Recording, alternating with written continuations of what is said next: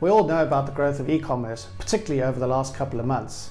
So let's hear from our members on how you can take advantage of that.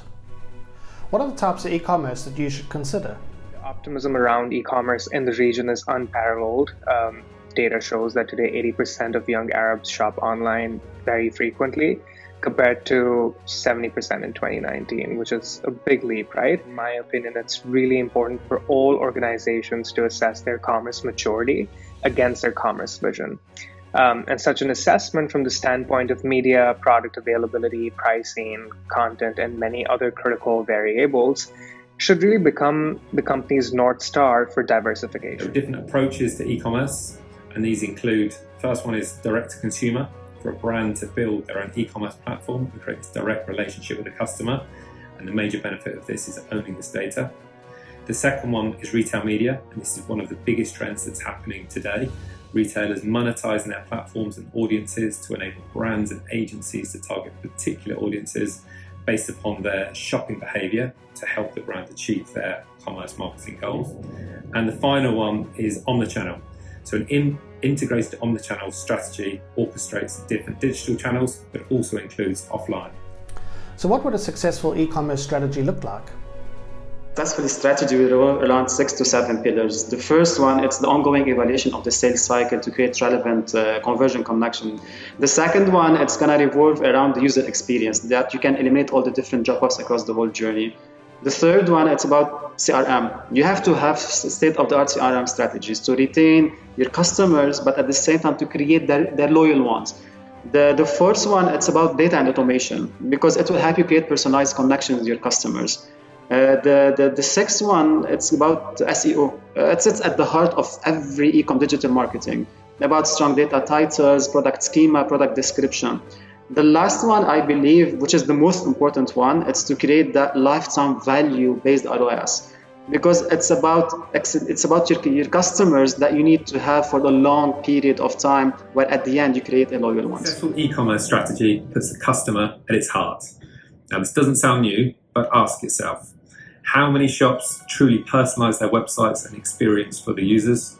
How many e-commerce players integrate the different marketing channels in a way that creates a seamless user experience? And third, how many players activate first-party data already across the different marketing channels? The answer is not that many, but those that do drive big momentum to their revenue by creating richer experiences for their customers. So when you're launching your e-commerce advertising strategy, should you be very targeted or take a much more diversified approach? Selling units is always the ultimate goal of any e-commerce campaign. And too often we're set on a targeted channel approach due to the initial results we find that are performing well against the KPIs. We need to be sure that although we're driving the ultimate goal of sales and continuing that maniacal view on the targeted channel, we also need to explore other ways of reaching our potential audience. And this is where we need to ensure we diversify the approach to engage with the wider market. At Havas, our favorite e-commerce marketing planning approach is called waterfall. So at the first, you have to make sure the bottom of the funnel is fully budgeted and covered from all the angles, so you're not losing on low-hanging fruit. Then you have a little bit less investment in the middle of the funnel, where you also prospecting for new audiences, but as well converting some of the audience that haven't been tapped for a while. And on the top of the funnel, make sure that it always stays active and we constantly bring new consumer to the audience. So what are the key challenges if you want to shift your business to e-commerce? There will be 4 main key challenges: trust, customer experience, customer loyalty, and the fierce competition. When it comes to trust in its raw form can be spread across so many elements. It can be your e-com online payment, authentic product, timely deliveries, etc. A recent study shows that 75% of online shoppers will provide personal information to the site they trust. Customer experience. So we have to create a seamless user experience to minimize as much as possible the drop-off along the journey. Customer loyalty. So here's a fact. The success rate of selling it to a current customer is around 60 to 70%, compared to only 5 to 20% success rate of selling to a new customer. Customer retention is very important. And the last one is the competition. We know that e-com became more fragmented than ever. Well, at the same time, shoppers become more sophisticated than ever. So you need to make sure you, as a platform, to bring that differentiating value from what the competition is offering.